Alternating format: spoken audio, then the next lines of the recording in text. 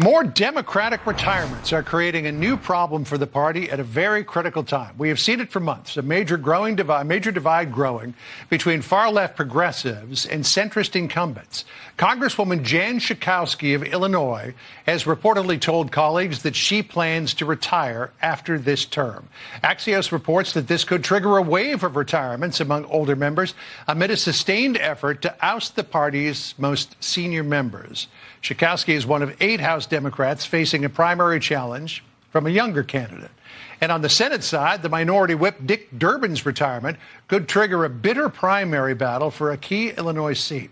He joins 3 other Senate Democrats who are not seeking re-election. The Wall Street Journal asks in a piece titled "The Dick Durbin Bellwether," will Democratic voters react to Trump by going even further left? Here's Fox News contributor Hugh Hewitt. The Democrats have to go out and draft young people who are not part of the ascendant left, because the ascendant left could actually lose the seat in Illinois, Michigan, Minnesota, and New Hampshire. It's all about being harder and harder left, and the old line Democrats like Dick Durbin are tired of that, and I think their party is going to split, just like it did in '72 and again in '84. Our power panel now, Adam B. Coleman, New York Post opinion contributor, and Richard Fowler, Fox News contributor. So, Richard, let me start with you, because Schakowsky probably not seeking re-election. Durbin saying that 2026 will be his last stand after a 42-year-long career. Now eyes turn toward Chuck Schumer, and they're thinking, is it time for him to go? What do you think? Oh, well, thanks for having me, John.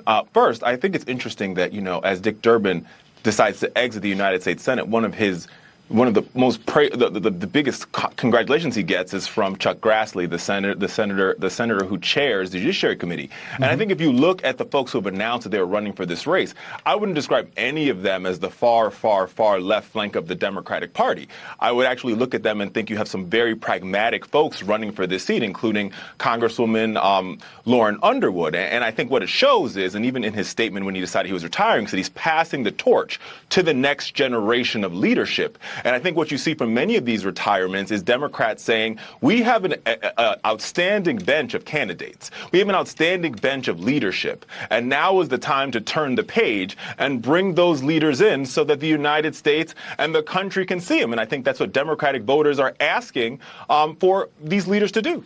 Well, this is all going to play out between now and next November, Adam. But at the moment, it seems as though the most popular people in the Democratic Party are Alexandria Ocasio-Cortez and Bernie Sanders, because they have been attracting huge crowds all across the country. But at the same time, are they new guard or are they old guard, because they were caught traveling to a campaign event, a fight oligarchy campaign event? There is one picture of Ocasio-Cortez in first class on a JetBlue flight. And then here they are coming off of a Bombardier private plane. And a lot of people might say nothing says fight oligarchy like flying on a private plane, Adam. Yeah, exactly. It's one of the biggest lies that people like AOC and Bernie Sanders like to tell the public, is that they're against the rich, when the reality is that politics runs off of rich. They run off the rich. They run off of billionaires and millionaires, which is partly why Bernie stopped saying millionaires once he became one. So the idea that these people are actually fighting for the American working class just because they showed up in middle America for once doesn't mean that they're the best option. And as far as them being the most popular, they're the most alive. Unfortunately, much of the Democratic Party has no backbone. They've basically given everything up to the progressive left, and they're not doing anything about it. So they deserve what they get, which is ultimately probably going to lose even more elections. And then there's this, the Democratic National Committee looking to head off what it sees as a big problem for the party. Chairman Ken Martin called out Vice Chair David Hogg on a call this morning. Listen to this. Let me be unequivocal. No DNC officer should ever attempt to influence the outcome of a primary election, whether on behalf of an incumbent or a challenger. If you want to challenge incumbents, you're more than free to do that, but just not as an officer of the DNC, because our job is to be neutral arbiters. We can't be both the referee and also the player at the same time. The DNC reaffirmed its, quote, neutrality pledge after Hogg announced his plan to spend millions of dollars to try to replace establishment incumbents with young progressives. Longtime Democratic operative James Carville tore into Hogg's move, and Hogg fired right back. The DNC, ideally, it should be an organization that's trying to beat Republicans, not other Democrats. You have a fiduciary duty to your employer, which anybody can understand.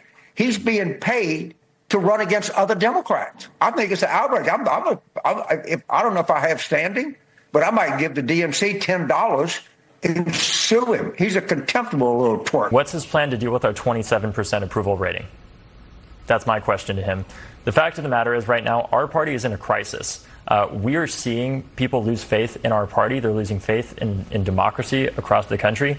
And we need to make sure that we're getting people to vote for Democrats. Carville believes in a politics of being timid, of hiding. I believe in fighting. And that is what people want to see right now from the Democratic Party.